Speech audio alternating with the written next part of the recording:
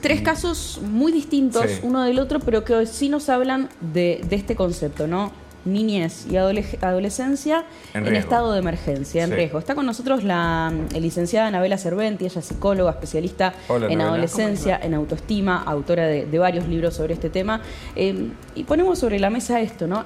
¿Sentís que está efectivamente la niñez y la adolescencia en un estado de emergencia, o esto es algo que tal vez siempre ocurrió, pero de repente le prestamos atención porque se mediatiza? Exactamente, le prestamos más atención cuando aparece un caso resonante que además da lugar a réplicas. Sí, justamente cuando aparece un caso de violencia escolar, tuvimos el de la chica en Mendoza el año pasado y después aparecieron ciertas réplicas de este caso, ¿no? Esta semana hubo otro chico en Tucumán que entró con un arma. Se ponen sobre la mesa un tiempo, se discute sobre esto y después nos olvidamos un poco, ¿no? Y nosotros estamos en un país donde históricamente la prevención se ve como un gasto, no como una inversión, ¿no? Y esto no ayuda justamente a abordar con tiempo estas problemáticas. Esto que decís es clave, falta prevención.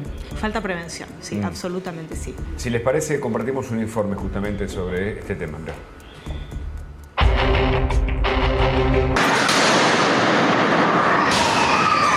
Drama en un colegio. Un alumno mató a un compañero de un tiro y hirió a otro. Este joven de la localidad de San Cristóbal, este adolescente, participaba de una red internacional, de una subcultura digital. Parten de la veneración a delitos violentos. El loco metió la escopeta en un estuche de guitarra, sale del baño, grita sorpresa, empezó a los tiros. Desesperación, corridas. Comunidades virtuales que se centran en el estudio, el análisis, la fascinación de asesinatos, de tiroteos masivos. Dice que y cuando lo agarra la policía se empieza a reír el loco y empieza a decir que quería matar a toda la escuela. Impresiona lo de la red. Qué fuerte, ¿no? Ahí hablaban de, esto lo decían las autoridades de Santa Fe, ¿no? De una subcultura que justamente lo que valida y lo que glorifica es la violencia. Y hay episodios como los que ocurrió acá en Santa Fe, pero en el mundo, ¿no? Y vemos, nos remitimos a la serie Adolescencia que hablaba de esto, ¿no? ¿Qué es esta subcultura que vos decías? Nosotros la tenemos estudiada. Sí. Mira, se empezó a estudiar mucho esto. ¿Se acuerdan del reto de la ballena que había aparecido? Sí, claro, que era muy peligroso. Documentado. Se cobró 130 víctimas, pero se sabe que fueron más de 200 suicidios inducidos por este grupo que se llamaba en ese momento F-57, ¿sí? Un chico ruso, ¿no?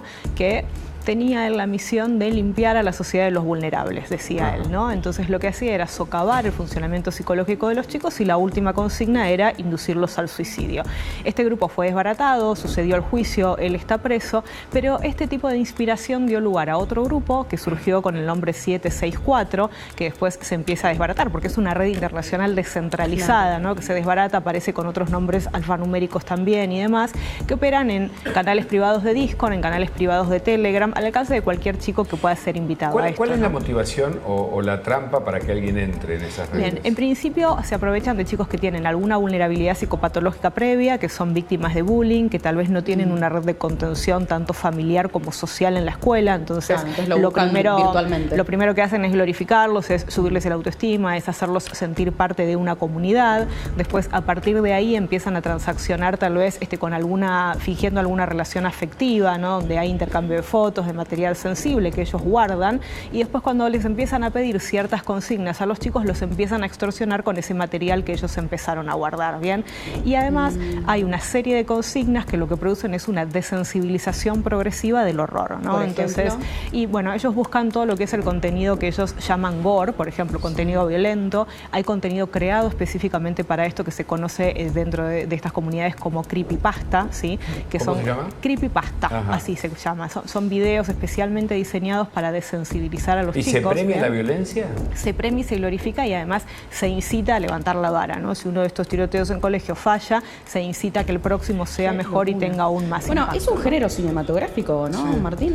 Sí, el tema del gore y la búsqueda de imágenes violentas que sean verdaderas siempre fue como algo parte mito pero parte realidad, y que en internet, en época de redes sociales, todo eso se magnificó. Es como que siempre está el fantasma de parte de la deep web y de poder encontrar imágenes de torturas o de muertes que hayan sido filmadas Ahora, y documentadas. Que son reales. Sí, la película Adolescencia nos impactó a todos. Y la Adolescencia hizo, claro, una narración que parece real, pese a que es ficción, multipremiado los actores. ¿Pero hay algún otro material que...? Sí, se ha hablado... Bueno, en su momento cuando fue el documental, el estreno de Bowling for Columbine, me acuerdo que la industria del cine se ocupó mucho de intentar estudiar qué podía suceder en la mente de un adolescente que tomaba esa decisión. También se estrenó una película que se llamaba Elefante, que era, bueno, ¿qué puede pasarle a un adolescente que un día toma la decisión o qué pudo haberlo influenciado para abrir fuego sobre su compañía? Naranja Mecánica, perdón por la remisión, Naranja Mecánica tiene alguna idea sobre la violencia, etcétera. No son adolescentes, son jóvenes, tal vez por el momento en que se hace, pero Stanley Kubrick ve ahí, ¿no? Sí, la idea del marginal, del que está por afuera de la sociedad y que intenta interrumpir de manera que es un poco lo que decías vos recién, ¿no? El que toma al marginal o al que no. Pero es interesante también lo que mencionaba Martín, ¿no? De Bowling for Columbine, porque creo que en una de los grupos en los que se encontró allí, ¿no? Buceando, había gente que justamente glorificaba lo que había ocurrido en su momento en Columbine, digamos, ¿no? O sea, hay ahí evidentemente una conexión. Y vos, Martín, mencionabas el otro día la serie, yo no la vi, pero que también nos recordaba mucho lo que está ocurriendo con el caso Maitena de 13 Reasons Why, ¿no? Una chica que también se quita la vida y va dejando videos, cartas, digamos, razones de por qué toma esta decisión, ¿no? Y de repente vemos que las redes sociales, la vida digital y la realidad oscura se mezclan. Claro. Sí, igual esto va acompañado de un fenómeno mucho más amplio socialmente, que es que estamos perdiendo la capacidad y el criterio para pensar, para valorar opciones, ¿sí? Y además el criterio de argumentar nuestras acciones, ¿no? Vamos por la reacción automática, perdemos la capacidad de una respuesta reflexiva, y les pongo algunos ejemplos sencillos, ¿no? Los chicos ahora están expuestos a contenido digital que dura menos de un minuto, ¿no? Claro. Entonces, alrededor de 5 minutos hace que tengan toda la activación de toda la gama de emociones y que no puedan resolverlas porque las narrativas son muy breves, claro. Entonces se quedan sin poder sacar una conclusión de ese contenido. Seguido a eso, perdón, y esto es sumamente importante, perdón, que te interrumpa, es que en general la sociedad facilita este tipo de contenidos. No nos olvidemos que estamos en un momento donde una guerra de la magnitud que está sucediendo está ocurriendo en lenguaje meme y en lenguaje Lego, ¿sí? La propaganda de guerra ocurre en esos videos. Y pensaba en el desdoblamiento de la personalidad, porque el sujeto de las redes sociales, incluso el nuestro mismo, no somos nosotros. Exacto. Es una identidad construida, mira, ocurre, ¿no? Que exacto. Uno muestra solo lo lindo, ¿no? O mostrás un aspecto tuyo. Una parte de tu vida. Claro, que no es el verdadero. Sobre todo a esa edad, ¿no? En la adolescencia, la crisis que se resuelve es la crisis de identidad, justamente. Ahora, acá hay una pregunta clave, ¿no? Porque ante esto hay muchas cosas que se pueden hacer. Es primero arrancar de fondo de porque obviamente tenemos a chicos que sufren depresión. Y ahora te quiero preguntar qué hacer con los chicos que están mucho tiempo en las computadoras, qué hacer sin invadirlos. Pero antes tenemos información urgente desde Comodoro Rivadavia con Nacho Damonte.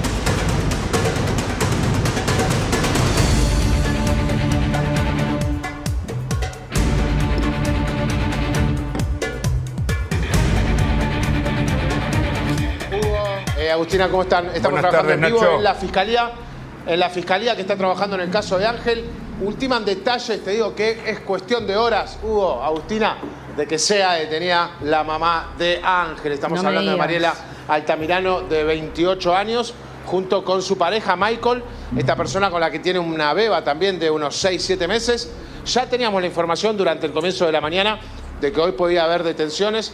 Esta reunión de último momento aquí en la fiscalía nos informa de que seguramente en los próximos minutos se vaya a llevar adelante esta detención, y tiene que ver también con la aceleración de la causa desde que Roberto Castillo, el abogado de Luis, el papá de Ángel, se haya puesto a cargo de su defensa, y de esta forma también comenzando a meter más presión mediática, ¿no? Roberto Castillo ha salido en vivo con varios medios y eso a la fiscalía la preocupa, por eso que quieren acelerar la detención. Nacho, te quería consultar, porque acá hay una reunión que se está dando, vos tenías esta información desde temprano, se va confirmando, podría llegar a ser detenida la madre.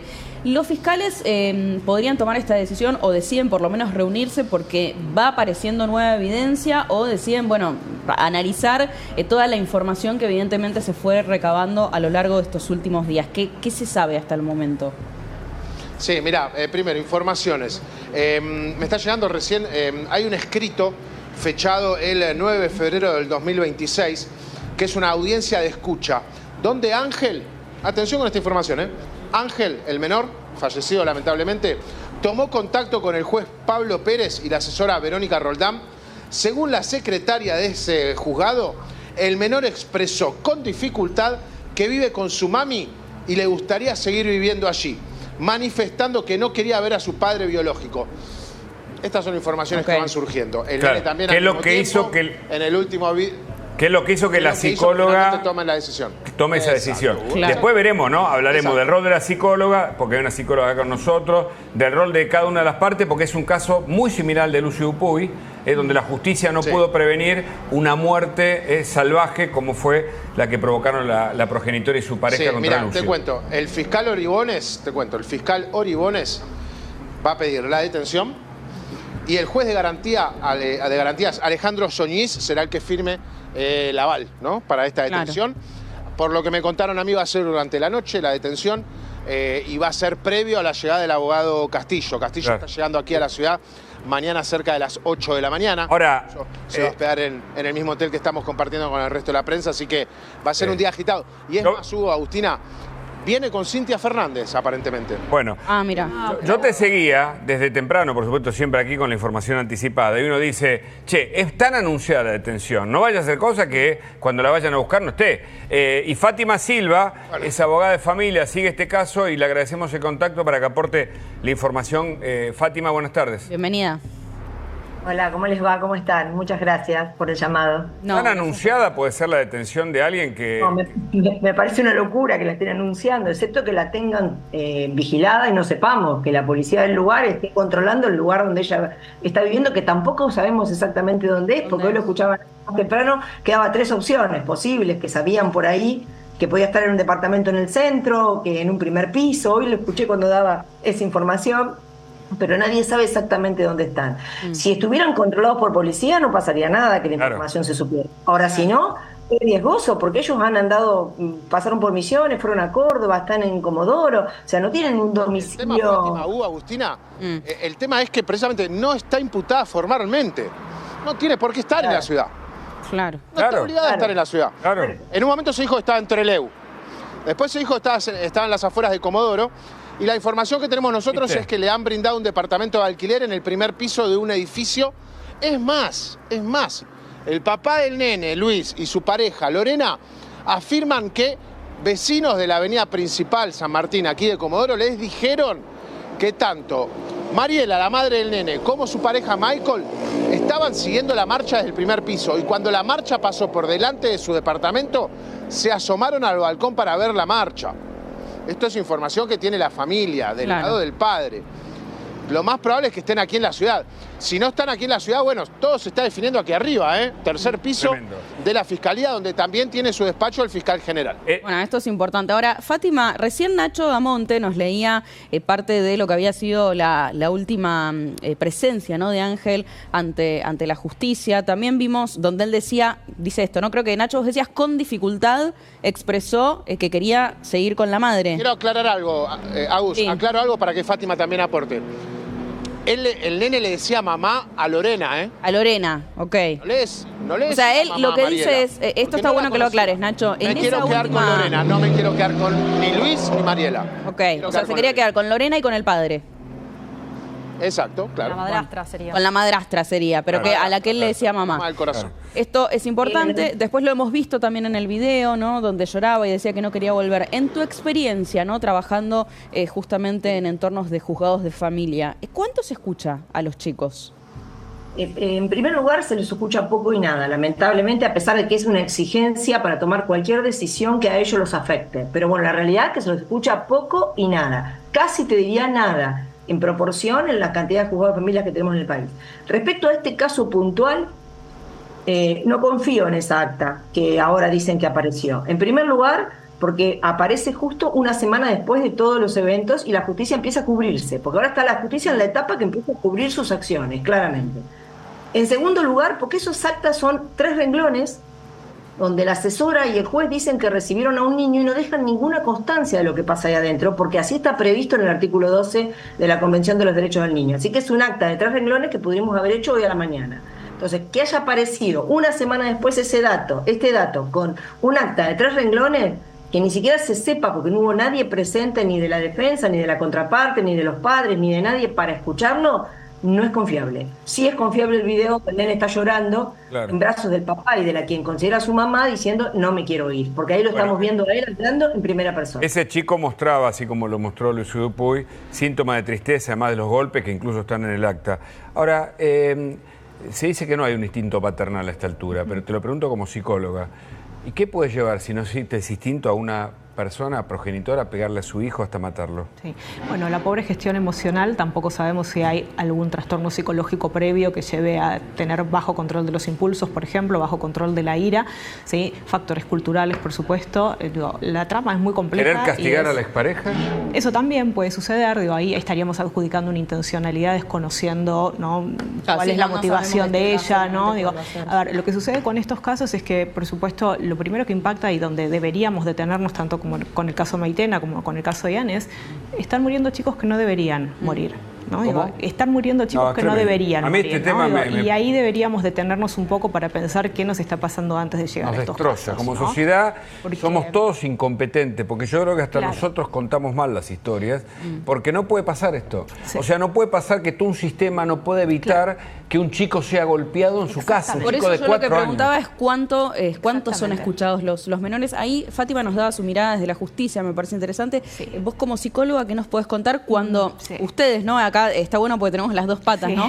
Muchas veces justicia y psicología trabajan codo a codo. No sé si te ha tocado participar en casos donde había que dirimir cuestiones como estas, pero digo, cuando vos tenés que trabajar con un menor, en general la mirada de ustedes, de los psicólogos, ¿es escuchada en la justicia? Mira, no me dedico particularmente a forense, pero sí te puedo decir, y Fátima lo puede suscribir, es cualquiera que hace una nota al juez es una sugerencia, pero después la decisión final la tiene el juez. Muchas veces reciben sugerencias que van en otra dirección a las decisiones que se terminan tomando. Eso también sucede.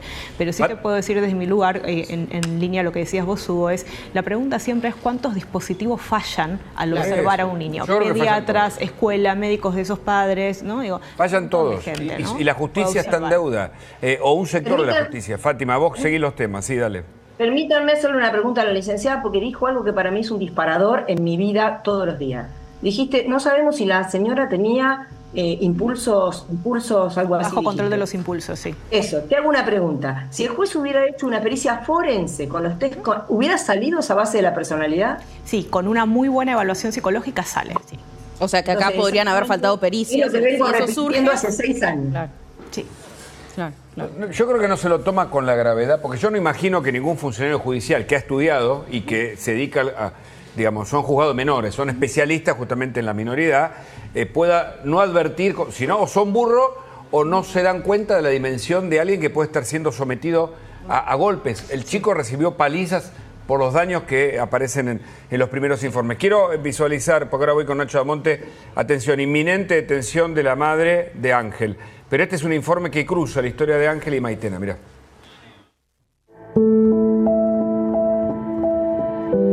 Las velas que encendieron, en homenaje y para recordar a Maitena. El clima que se vive aquí es de mucha emoción, de mucha tristeza. Maitena, esta nena de 14 años que tendría que haber entrado al colegio y que nunca lo hizo y que después la encuentran sin vida. Dejó 9 cartas anunciando la decisión que iba a tomar y además dejó programados por mail 3 saludos de cumpleaños de acá hasta 2029 para su madre. ¿Daba signos tal vez de una persona? No, por lo menos en mis clases, no. ¿Cómo era ella? Una piba recontra alegre. Yo hace 2 años vengo pasando, porque en el barrio se mataron varios chicos también de mi edad, 12, 13, 14, 16 años también. Y la verdad es muy feo. Maitena, presente. Maitena, presente. Maitena, presente. Ahora y siempre. Investigan la muerte de un nene de 4 años en Comodoro Rivadavia. Domingo a la madrugada, cuando una madre lleva al hospital a su hijo de 4 años, quien se había descompensado. Horas después, durante la noche, muere. Denuncian que su mamá tuvo injerencia a partir de algunas denuncias previas por violencia intrafamiliar. ¿Se trata de una muerte violenta, doctor? Esa es la sospecha que tenemos. Externamente no hay lesiones las lesiones son internas. Y en la noticia vi cosas que nunca lo supe y si lo sabía lo iba a evitar. No tenemos todavía una posible mecánica de cómo ha ocurrido, por eso estas personas, tanto la madre como la pareja, han quedado vinculadas a esta causa en calidad de sospechosos. No lo puedo creer, yo no lo puedo creer. Yo pedí a mi hijo que me devuelvan vivo. Como dije allá, me entregaron en un cajón. Me entregaron muerto. ¿Y quiénes fueron? Fue la madre y fue el marido. ¿Qué clase de madre hace eso?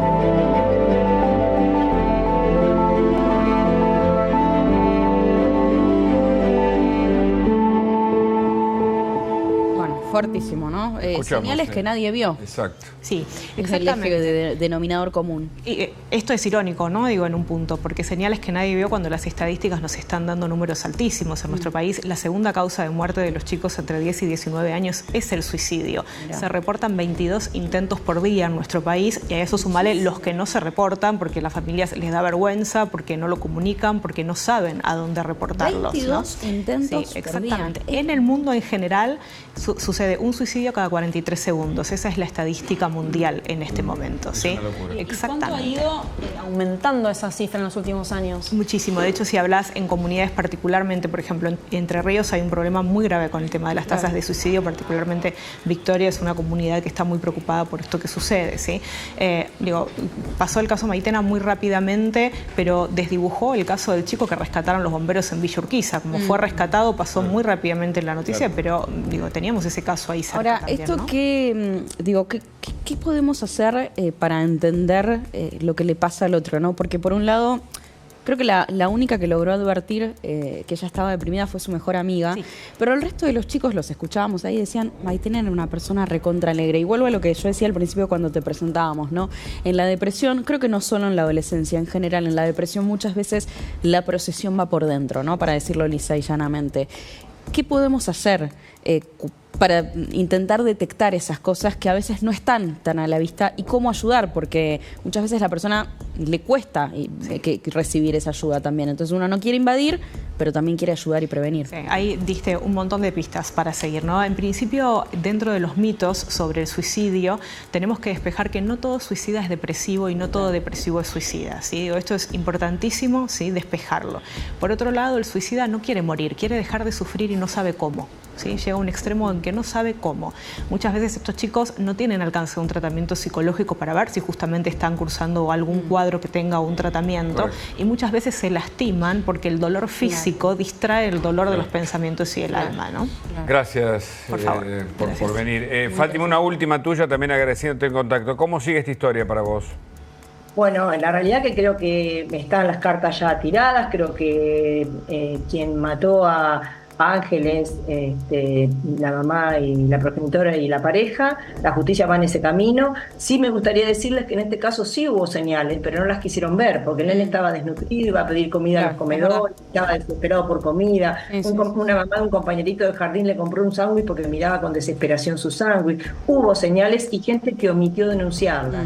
A ver, empezamos con la conciencia social y cuando vemos un niño en esa situación denunciamos todos, aunque sea anónimamente, gracias a la ley a la 911. Esto que decís es importantísimo, hacer la denuncia aunque sea anónimamente. Cuando uno ve a alguien en esta situación, le puede salvar la vida a un chico y me quedo también con eso. Mariela Altamirano, 28 años, que tiene otro hijo ya, había sido denunciada por violencia. Entonces, no advertir eso en este momento es penoso. Fátima, gracias también. Muchísimas gracias a ambas.